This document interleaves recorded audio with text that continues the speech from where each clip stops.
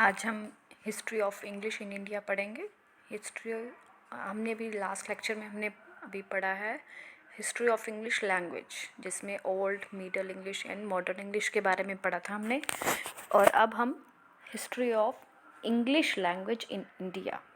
तो फर्स्ट जो है कि कैसे इम्पॉर्टेंट रही है इंग्लिश इंडिया में और कैसे ये आई है इंडिया में, तो पहले हम इसके बारे में पढ़ेंगे कि कैसे ये इम्पॉर्टेंट है। जैसे 1930s में कैसे जो है इंग्लिश लैंग्वेज जो है इंडिया में जो है एजुकेशन के लिए इंग्लिश को भी जो है पढ़ा जाने लगा। जिसमें अगर हम बात करें 3 टाइप्स ऑफ लैंग्वेज का यूज़ किया जाने लगा all over the world English language का। कैसे? नंबर 1, जैसे इसमें गिवन है English as a native language. English as a native language का मतलब है कि इंग्लिश को जो है उसकी मदर टंग के लिए एज अ मदर टंग जो है यूज़ किया जाता है या बोला जाता है। जैसे ब्रिटेन में, अमेरिका में, ऑस्ट्रेलिया में, न्यूजीलैंड में इंग्लिश को क्या करते हैं, वो उनकी एक मदर टंग है और इंग्लिश को वो ऑफिशियल लैंग्वेज के उसमें भी जो है यूज़ करते हैं। और जो नेक्स्ट पॉइंट में हम डिस्क्राइब करें कि इसमें English as a native language में जो है इंग्लिश को फर्स्ट प्रेफरेंस दी है, पहला दर्जा दिया इंग्लिश को। ठीक है, तो क्योंकि नेटिव लैंग्वेज है तो ऑफिशियली है, ऑब्वियसली ये जो इंग्लिश है उसको फर्स्ट प्रेफरेंस दिया जाएगा और ऑफिशियल लैंग्वेज जो है इंग्लिश रहेगी। जो नेक्स्ट जो पॉइंट है English as a second language. जैसे एग्जांपल दें हम इंडिया में, सिंगापुर में, इज़राइल में, साउथ अफ्रीका, यहाँ पर जो है इंग्लिश को सेकेंड लैंग्वेज के उसमें जो है पढ़ा जाता है, एज अ सेकेंड लैंग्वेज पढ़ा जाता है और फर्स्ट लैंग्वेज इनकी मदर टंग के इसमें जो है पढ़ा जाता है।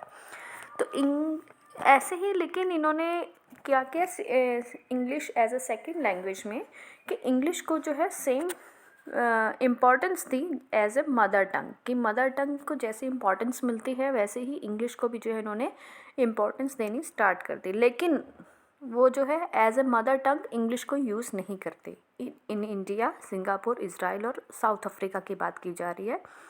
और अगर हम बात करें इंडिया की, इंडिया में जो है English used as a second official language in school and in institution और ऑफिशियल लैंग्वेज। ठीक है, कि इंडिया में जो है इंग्लिश को सेकेंड ऑफिशियल लैंग्वेज के दर्जा प्राप्त है और जो उसको इंग्लिश को जो है स्कूल्स में भी पढ़ा जाता है, स्कूल्स में पढ़ाया जाता है और ऑफिस वर्क के लिए, इंस्टीट्यूशंस वर्क के लिए भी इंग्लिश को जो है इम्पोर्टेंस दी गई है। थर्ड पॉइंट है English as a foreign language. English as a foreign, it means इसमें जो है फर्स्ट प्रेफरेंस किसको देते हैं, इंग्लिश अपनी मदर टंग को देते हैं। जो थर्ड टाइप की जो इंग्लिश है जहाँ पर इंग्लिश पढ़ाई जाती है एज अ फॉरेन लैंग्वेज, जैसे एग्जांपल है चाइना और जापान।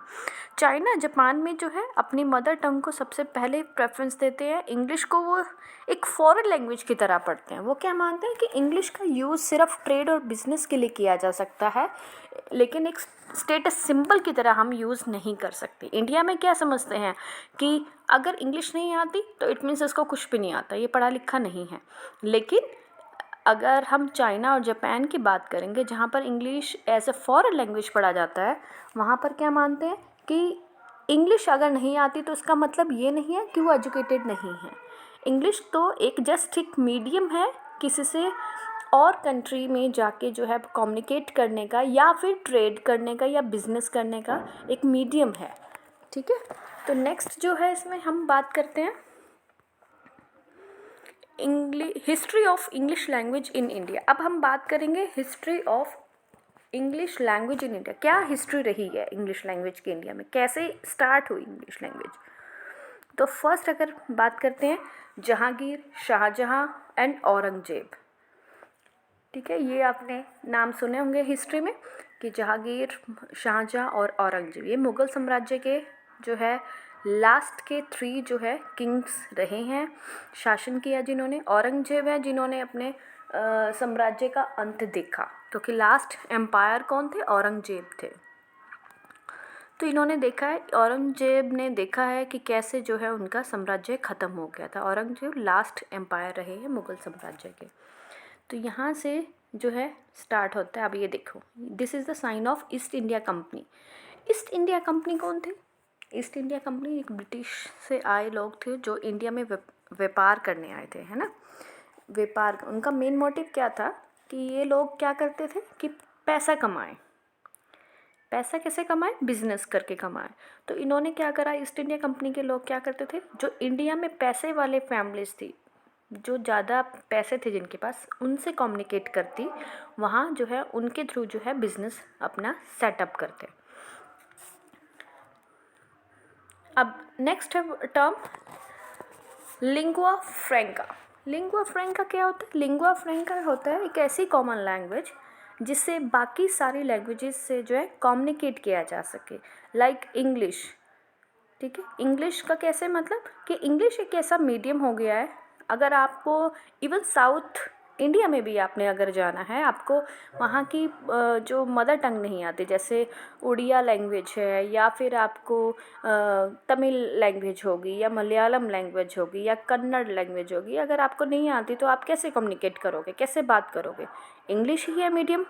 तो इट मीन्स इंग्लिश क्या है, एक लिंगुआ फ्रैंका बन गया है। ठीक है, लिंगुआ फ्रैंका। लिंगुआ फ्रैंका एक मीडियम, एक ब्रिज की तरह काम करता है ये। ठीक है, बाकी सभी लैंग्वेजेस में जो है एक ब्रिज की तरह वर्क करता है। नेक्स्ट है, आप देखो इसमें क्या था, ईस्ट इंडिया कंपनी सिर्फ उनका मोटिव क्या था? बिजनेस करना। बाकी सारे क्या करते, बाकी सभी अगर कंट्रीज़ के वहाँ आते तो उनका मेन मोटिव क्या होता? अपना रिलीजन को इंक्रीज़ करना, अपने धर्म का प्रचार करना। लेकिन ईस्ट इंडिया कंपनी के जो लोग थे, उनका मोटिव क्या था? सिर्फ बिजनेस उनका मोटिव रहा। ठीक है, तो उन्होंने कोई जो है ऐसे रिलीजियस पर्पस से जो है किसी पर्सन को नहीं लेकर आए। अगर हम बात करें नेक्स्ट स्लाइड पे, east India Company. East India company का मैंने अभी बताया कि मेन मोटिव क्या रहा है, सिर्फ बिजनेस रहा है इसका मोटिव। नेक्स्ट जो इम्पॉर्टेंट है, जहाँ से अब आपका इंग्लिश लैंग्वेज का जो है स्टार्ट होता है, कैसे इंग्लिश को स्टार्ट किया गया, chartered act of 1813। Chartered act of 1813, अगर आपने हिस्ट्री पढ़ी है तो उसमें थोड़ा बहुत आपको पता होगा कि इसका मेन मोटिव क्या था। इन्होंने क्या किया, इस एक्ट के थ्रू क्या हुआ कि ईस्ट इंडिया कंपनी की जो बिज़नेस पर मोनोपोली थी, जो ट्रेड पर उसने मोनोपोली की गई थी, तो उसको सबसे पहले उसको ख़त्म किया गया। ठीक है, उसको ख़त्म करने पे क्या हो गया कि उसकी थोड़ी सी ईस्ट इंडिया कंपनी की क्या थी, पावर थोड़ी सी कम हो गई। नेक्स्ट अगर हम बात करते हैं चार्टर्ड एक्ट ऑफ 1813। अब इसमें एक्ट में क्या किया गया? सबसे पहले मोनोपोली ख़त्म कर दी उनकी। दूसरा क्या किया इन्होंने, क्रिश्चियनिटी को का जो है, इट मीन्स जो अपने रिलीजन का था उसको इंक्रीज़ करना स्टार्ट किया। मिशनरीज आए और उनको जो है जो भी ब्रिटिश एम्पायर थी उनको 1 लाख एनुअल जो है पेमेंट करती। उनका क्या मोटिव था इन मिशनरीज़ का कि इंडिया में जो रिलीजन था, क्रिश्चियन रिलीजन था, उसको इंक्रीज़ करना और साथ में इंग्लिश लैंग्वेज को भी जो है इंक्रीज़ करना, उसके पॉजिटिव एस्पेक्ट्स को बताना कि क्यों ज़रूरी है इंग्लिश। चार्टर एक्ट के कारण जो ईस्ट इंडिया की पावर क्या हो गई थी, जिससे कम हो गई थी, और जो नेक्स्ट जो था क्राउन यानी कि जो किंग की पावर थी या क्वीन की पावर थी, वो इंक्रीज़ होती जा रही थी। नेक्स्ट है charter act of 1813। Charter act of 1813 अगर हम बात करें 1857 1857 की क्रांति तक, कि कैसे इसमें जो है इस एक्ट ने पूरी तरह से काम किया। क्या काम किया इसने? इसी एक्ट के थ्रू जो है, इसी एक्ट के बिटवीन जो है प्राइमरी और सेकेंडरी और हायर स्कूल्स में जो है इंग्लिश को पढ़ाया जाने लगा। सिर्फ स्कूल्स ही नहीं, उसके अलावा भी बॉम्बे और कलकत्ता और मद्रास में जो है यूनिवर्सिटीज़ ओपन की जाने लगी, जिसका मेन मोटिव था वहाँ पर इंग्लिश पढ़ाना, इंग्लिश को इंक्रीज़ करना। वो इसके थ्रू जो है इस एक्ट के बिटवीन जो है स्टार्ट की गई। आगे इन 1830s, this is the time period जब इंग्लिश को जो है मेनली इंग्लिश कब स्टार्ट हुई 1830s में। इंग्लिश को कब पढ़ाना स्टार्ट हुआ इंडिया में 1830s में। ये ईयर जो है बहुत इम्पॉर्टेंट है।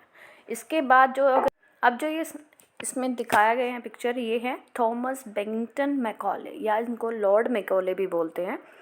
लॉर्ड मैकॉले, इन्होंने सबसे इनका मेन रोल रहा है इंग्लिश लैंग्वेज के लिए। मेन रोल लॉर्ड मैकॉले का।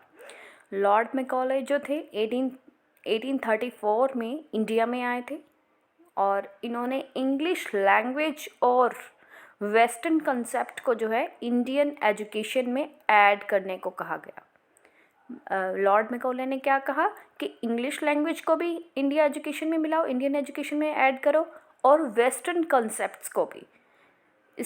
इस टाइम में ही जब लॉर्ड मैकॉले आए थे तब, या उससे पहले या तब भी, फ़ारसी लैंग्वेज क्या थी इंडिया में, एक ऑफिशियल लैंग्वेज थी। हिंदी नहीं थी, सबसे पहले फ़ारसी लैंग्वेज थी ऑफिशियल। अगर आपको पता है, अभी बताया कि मुग़ल साम्राज्य था। मुग़ल साम्राज्य इट मीन्स जो मुग़ल साम्राज्य यानी कि मोहम्मडन लोग थे, तो उनकी जो अरबी और फ़ारसी जो लैंग्वेज थी वो क्या थी, ऑफिशियल लैंग्वेज थी। मैकॉले ने क्या करा, मैकॉले ने सबसे पहले रिप्लेस किया। क्या रिप्लेस करा, फ़ारसी लैंग्वेज की जगह इंग्लिश को ऑफिशियल लैंग्वेज के इसमें यूज़ करना स्टार्ट करवाया। कि फ़ारसी लैंग्वेज को हटा के किसको ऑफिशियल लैंग्वेज बनाया, इंग्लिश को बनाया। और क्या मेन इसने बताया कि प्राइमरी सेकेंडरी एजुकेशन या फिर हायर स्कूल्स जो हैं, इसमें इंग्लिश को इम्पोर्टेंस दी, इंग्लिश को पढ़ाया जाने लगा। इस तरह इंडिया में जो है एक सिस्टम से जो है वेस्टर्न एजुकेशन को ऐड किया गया। वेस्टर्न एजुकेशन को कैसे ऐड किया गया, जिसके कारण जो है इंडिया की जो एंशिएंट लैंग्वेज थी उनको उसके इक्विवेलेंट लेकर आना था। वेस्टर्न एजुकेशन को इंडियन एंशिएंट लैंग्वेज के इक्विवेलेंट लाना था। उनकी जो ये जो प्लानिंग थी, इसके अकॉर्डिंग जो है नेक्स्ट 20 ईयर्स में इंडिया में जो है प्राइमरी सेकेंडरी और हायर स्कूल्स खोले गए और वहाँ पर इंग्लिश लैंग्वेज जो है पढ़ाई जाने लगी। मैकॉले ने एक बात और कहा कि अगर हम डायरेक्ट इंडिया में जो है डायरेक्ट जो ब्रिटिशर्स हैं इंग्लिश को टीच करेंगे तो वो ठीक नहीं होगा, इन फ्यूचर जो है वो ठीक नहीं रहेगा। तो उन्होंने एक जो है पॉइंट बताया अपनी मीटिंग में। उन्होंने कहा कि हम इंडियंस को हायर करेंगे इंग्लिश पढ़ाने के लिए। इंडियंस कौन से इंडियन, जिनको इंग्लिश अच्छे से आती हो, वो इंडियंस को जो है इंग्लिश पढ़ाएंगे। जिसके कारण क्या होगा, डायरेक्ट उनका इन्फ्लुएंस नहीं होगा, लेकिन वो एक टूल का काम कर पाएंगे। इट मीन्स एक मीडियम की तरह यूज़ करेंगे उनको। और नेक्स्ट जो है उन्होंने ये भी बोला, उनकी लॉर्ड मैकॉले ने ये कहा सबसे important, a class of persons Indian in blood and colour but English in taste, in opinions, in morals and in intellect. It means मतलब जो ये इस तरह के लोग होंगे जो इंग्लिश पढ़ रहे होंगे, वो अपनी क्लास से, ब्लड से, कलर से तो इंडियन होंगे, लेकिन अपने टेस्ट से, अपने ओपिनियन से, अपने मॉरल से, या अपने माइंड से, या इंटेलेक्ट से जो है वो क्या हो बन जाएंगे, एक इंग्लिश मैन बन जाएंगे। किस तरह से सोचने लगेंगे, वो एक इंग्लिश मैन की तरह, एक ब्रिटिशर्स की तरह जो है उनकी दिमाग जो है काम करने लगा। इट मीन्स वो उनके इन्फ्लुएंस में आ जाएंगे, ब्रिटिशर्स के इन्फ्लुएंस में आ जाएंगे। और उन्होंने और भी जो इम्पोर्टेंस बताई है इसके बारे में, कि उन्होंने कहा कि जो संस्कृत और फ़ारसी लैंग्वेज की जगह इंग्लिश को सपोर्ट किया। उन्होंने क्या कि संस्कृत और फ़ारसी लैंग्वेज जो है इतनी इम्पोर्टेंस नहीं है, वो कौन सी इम्पोर्टेंस है, किसकी इम्पोर्टेंट है, इंग्लिश की इम्पोर्टेंस है ज़्यादा। उन्होंने ये भी बताया अपनी मीटिंग में कि जो इंग्लिश लैंग्वेज है, मतलब जब भी उन्होंने चर्चा की अपनी मीटिंग में, ये सारे पॉइंट्स लेकर आए, तो ब्रिटिशर्स ये सारा खर्चा कौन करती इंग्लिश लैंग्वेज पर इंडिया में, ये सारा खर्चा ब्रिटिश पार्लियामेंट करती थी। और ये सारा फंड कहाँ से आता, ब्रिटिश पार्लियामेंट करती। और फंड कौन मांगता, ईस्ट इंडिया कंपनी फंड मांगती थी, जिसके कारण ब्रिटिशर्स जो है उनको, अब ये नहीं है कि सभी ब्रिटिशर्स जो है इसके फेवर में थे कि हाँ इंग्लिश को जो है इंडिया में पढ़ाया जाए, स्कूल्स में पढ़ाया जाए, लेकिन कुछ ब्रिटिशर्स इसमें भी पूछते थे कि अगर हम ये पैसा यहाँ लगा रहे हैं क्या वो इन फ्यूचर ठीक है या नहीं। इट मीन्स वो क्वेश्चंस भी अराइज करते थे कुछ। नेक्स्ट जो है, लॉर्ड मैकॉले ने जब अपने मिनट के लिए जो जानते हैं मिनट, जो उन्होंने एक मतलब अपना रूटीन बनाया या एक मेमोरेंडम दिया या एक सीक्वेंस जो इन्होंने अपनी पढ़ाने का तरीका कैसा होना चाहिए, इंडिया में इंग्लिश को कैसे पढ़ाया जाए, इसके बारे में जो है सारा बताया गया। उन्होंने बताया अपने मिनट में, और ये किसके उसमें बताया, लॉर्ड विलियम बेंटिंक के उसमें बताया। लॉर्ड विलियम बेंटिंक ने जो है सारे उनके जो भी उन्होंने बातें बताई अपने मिनट में वो सारी जो है सुनी, क्या क्या उसने बताई। और ये बहुत इम्पॉर्टेंट है, मैकॉलेज मिनट। मैकॉलेज मिनट बहुत ही इम्पॉर्टेंट है। इसमें फैब 1835 में, और इंडिया में कब आए थे मैकॉले, 1834 में आए थे। और फैब 1835 में इन्होंने जो है मिनट में क्या प्रेजेंट किया, governor general Lord William Bentinck को जो है अपना सारा जो भी डिटेल वो कहना चाहते थे इंग्लिश के रिगार्डिंग इंडिया में कैसे इंक्रीज़ किया जाए, लॉर्ड विलियम बेंटिंक ने जो है उसको एक्सेप्ट कर लिया। नेक्स्ट है, मैकॉले ने कहा कि अरेबिक और संस्कृत लैंग्वेज की जो वो भी प्रिंटिंग हो रही है, जो भी प्रिंट किया जा रहा है किस लैंग्वेज में, अरेबिक में, फ़ारसी में या संस्कृत में, सबसे पहले उसको बैन किया जाए। इंग्लिश को जो है एक मॉडर्न लैंग्वेज की तरह पढ़ा जाए, क्योंकि उन्होंने क्या कहा, इंग्लिश क्या है, एक की है, की लैंग्वेज है। इट मीन्स की लैंग्वेज कैसे है कि ये इम्पॉर्टेंट है। इम्पॉर्टेंट क्यों है, सबसे पहले उन्होंने रीज़न क्या दिया कि साइंस अगर आपको पढ़नी है तो इंग्लिश क्या है, नेसेसरी है। साइंस वाले स्टूडेंट्स के लिए इंग्लिश क्या होगी, नेसेसरी होगी, क्योंकि हिंदी में पढ़ नहीं सकते साइंस। तो ऐसे ही दूसरी लैंग्वेजेस जैसे ग्रीक और लैटिन और फ्रेंच, जिसके कारण जो है इंग्लिश में रेनेसा आया था, उसी तरह से अगर इंडिया में इंग्लिश को पढ़ा जाएगा तो इंडिया में रेनेसा आ जाएगा। तो इन्होंने ये भी एग्जाम्पल दिया। उसके बाद बताया ईस्ट में की तरफ जो भी सी है, इट मीन्स वहाँ की जो भी कंट्रीज़ हैं वहाँ से बिज़नेस करना जो है बहुत इजी हो जाएगा। और ये बात करके जो है अपने सारे मिनट में जो भी उन्होंने एक्सप्लेन किया, लॉर्ड विलियम बेंटिंक ने जो है उसे एक्सेप्ट कर लिया। उसके बाद मैकॉले 1838 में अपना कार्यकाल को पूरा करके इंडिया से वापस चले गए। इट मीन्स इंडिया में इंग्लिश को लाने वाले, ऑफिशियल लैंग्वेज बनाने वाले कौन थे, लॉर्ड मैकॉले और लॉर्ड विलियम बेंटिंक के उसमें जो है इन्होंने पूरा किया था ये बात। उसके बाद अगर हम बात करते हैं 1840s एंड 1850s, ये जो टाइम पीरियड है ये सबसे इम्पॉर्टेंट टाइम पीरियड है, जिसमें स्कूल्स में जहाँ इंग्लिश को पढ़ाया जाने लगा या इंग्लिश की इम्पोर्टेंस जो है बहुत बढ़ने लगी, वहीं बॉम्बे, कलकत्ता, मद्रास में जो है यूनिवर्सिटीज़ बनाई जाने लगी। फिर 1857 की क्रांति हो गई। ईस्ट इंडिया कंपनी के जो बचे हुए जो भी पावर्स थे वो सब जो है वापस ले लिए गए। जैसे ईस्ट इंडिया कंपनी क्या कर रही थी, अफ़ीम वाला जो है बिज़नेस कर रही थी चाइना से, वो भी सारे राइट्स जो है वापस ले लिए गए। और अब पावर में कौन आ गया, क्राउन क्वीन या फिर किंग या क्वीन हम कह सकते हैं कि क्राउन के हाथ में जो है वो पावर चली गई। ये रहा 1858 से 1947, ये जो 90 ईयर्स थे ये क्राउन ने राज किया। इंग्लिश, ये नहीं है कि इंग्लिश डेवलपमेंट नहीं हुई, इंग्लिश डेवलपमेंट जो है सेम रही, उससे ज़्यादा रही। इंग्लिश को बहुत ही ज़्यादा जो है उसमें इंग्लिश में जो है काफ़ी डेवलपमेंट हुई इंडिया में। नेक्स्ट है, अब कैसे डेवलपमेंट हुई कि जो इंडियन सिविल सर्विसेज थी उसमें पहले क्या था, सिर्फ ब्रिटिशर्स को जो है ये जॉब्स मिलती थी, लेकिन अब इंडियंस को भी जो है इंडियन सिविल सर्विसेज में मौका दिया जाने लगा या रिक्रूट किया जाने लगा। तो उस रिक्रूटमेंट के लिए जो है सबसे इम्पोर्टेंस किसकी, कौन सी लैंग्वेज थी, सबसे इम्पॉर्टेंट थी इंग्लिश। अगर इंग्लिश लैंग्वेज आती है आप ये टेस्ट क्लियर कर सकते हो और अपनी ये जॉब ले सकते थे। इट मीन्स ये इंग्लिश जो थी वो इम्पोर्टेंस उसकी बढ़ गई।